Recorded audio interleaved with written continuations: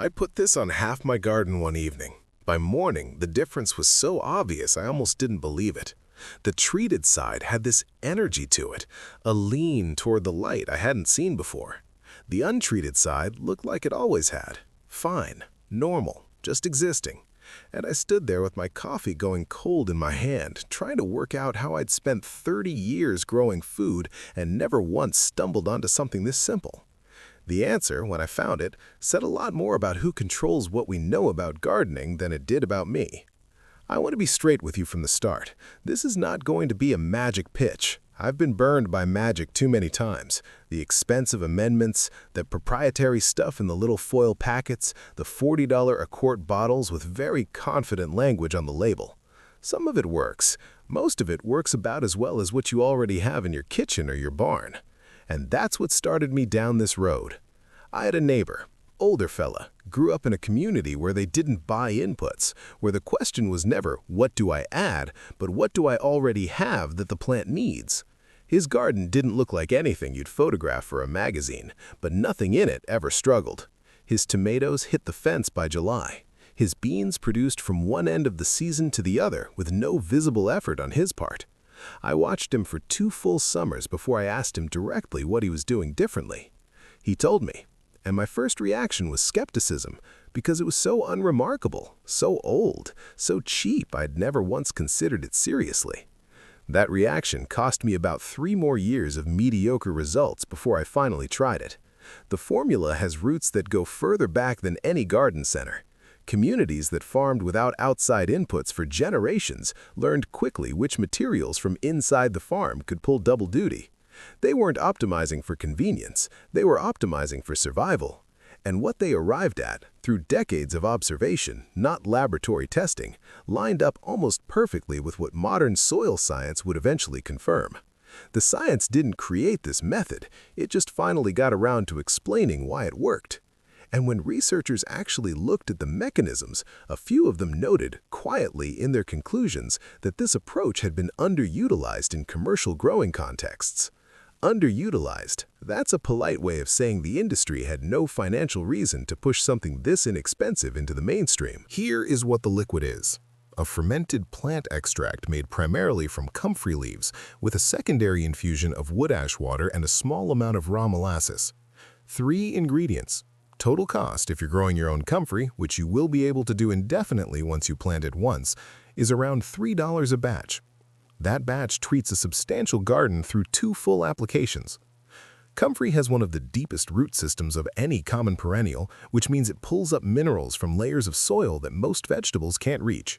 Potassium, phosphorus, calcium, boron, iron, it concentrates them in its leaves at levels that would be notable on a commercial fertilizer label.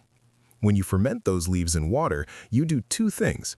You break down the cellular structure and make those nutrients immediately water-soluble, and you populate the liquid with beneficial microorganisms that, when introduced to your soil, get to work on the microbial ecosystem almost immediately. The wood ash water adds a potassium carbonate component and helps with calcium uptake. The molasses feeds the microbial population during fermentation, keeping the culture vigorous enough to survive dilution and soil contact. The 3 elements work together in a way none of them quite manages alone. Preparation takes about 4 weeks from start to finish, but the active work is maybe 20 minutes spread across that entire period. Fill a large container, 5 gallons is ideal, about 2/3 full of fresh comfrey leaves. Cover with water that's sat open for 24 hours to off-gas any chlorine, because you're cultivating a microbial community, and chlorine is exactly what you don't want in there. Stir in 2 tablespoons of unsulfured molasses. That distinction matters. Sulfured molasses has a preservative quality that works against the fermentation you're trying to encourage. Cover with a breathable cloth, not a lid, and set it somewhere between 60 and 80 degrees. Stir every 3 to 4 days. Around week 2, you'll notice a smell that some people describe as powerful and others describe as intolerable. That's normal, and it's a good sign. At 4 weeks, strain the solids out. Those go straight onto your compost pile. Then prepare your wood ash water separately. 1 cup of hardwood ash steeped in a gallon of water for 48 hours, strained until it runs clear. Add 2 cups of that to your finished comfrey liquid. Dilute the concentrate at 1 part to 10 parts water before any application. Application is where most people either get it right or undermine everything they just built. Apply in the evening or on an overcast day. The biology in this liquid is sensitive. UV exposure can kill a significant portion of your microbial payload before it ever reaches the soil. You're not foliar feeding here. You want this liquid in the root zone. Water at the base of each plant. 2 cups per established plant, more for anything in a large container. One application produces visible results within 24 hours in most growing conditions. 2 applications, spaced a week apart, will make you go back and look at whatever you've been buying at the garden center and ask yourself some honest questions. Now, here are the mistakes because I made every one of them. The first is using tap water without treating it. If your supply is chlorinated, and most municipal water is, you're introducing a microbial suppressant into a microbial product. Let water sit open for at least 24 hours before using it at any stage. The second mistake is overconcentration. More is not more. The 10-to-1 dilution is the actual target, not a conservative suggestion.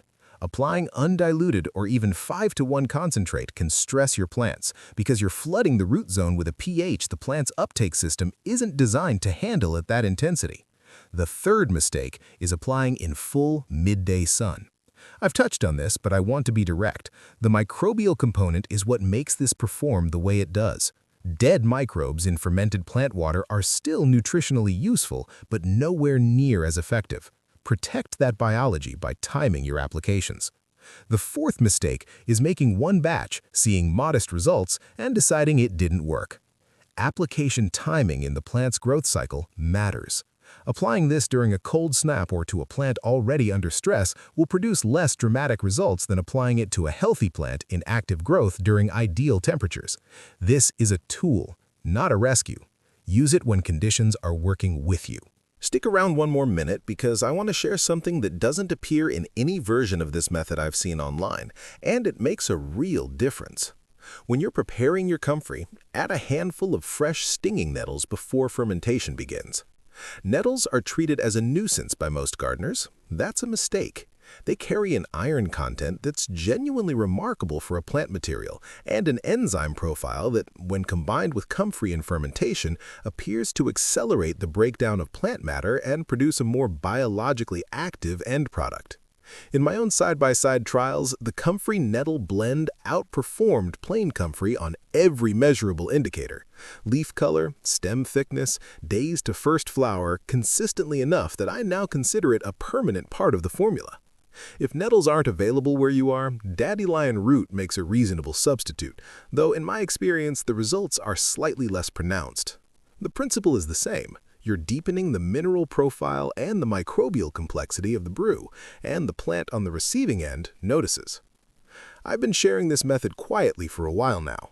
I'm not interested in packaging it and selling it to you, and I'm not interested in watching it show up on a shelf somewhere with a logo and a markup that turns $3 of materials into $40.